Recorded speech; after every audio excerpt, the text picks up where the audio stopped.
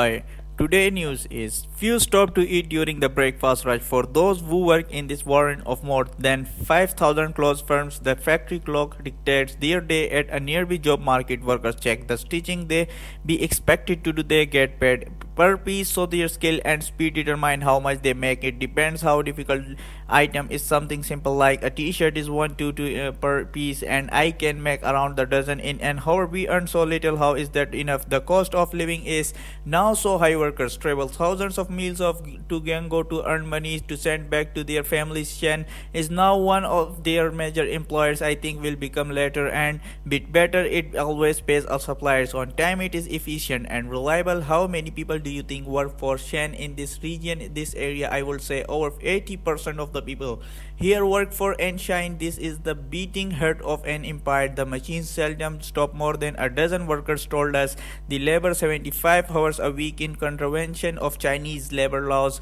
Most have only 1 day of a month and buy the door to end product ready to be shipped to Europe, the UK or the US. There's an almost constant supply of fabric from nearby vendors. Shein's success has been possible because this city in China has everything it needs. Spending the day here, it's clear that Shein's meteoric rise has had a positive effect on the local economy, but it's also come with the increased scrutiny. There have been allegations of forced labor. They themselves have found incidents of child labor, and there are accusations that their staff are overworked and underpaid. We found that a 75-hour week is not unusual for many companies in this industrial heartland.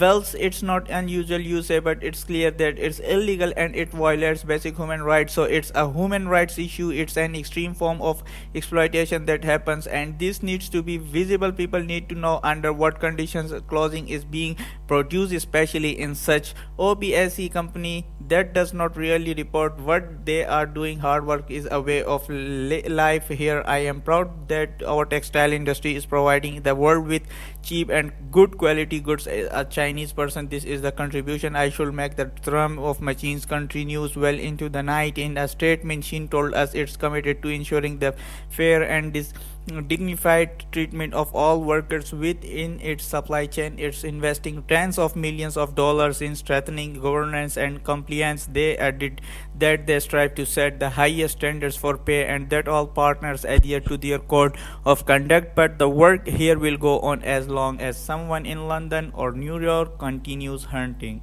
Thank you so much.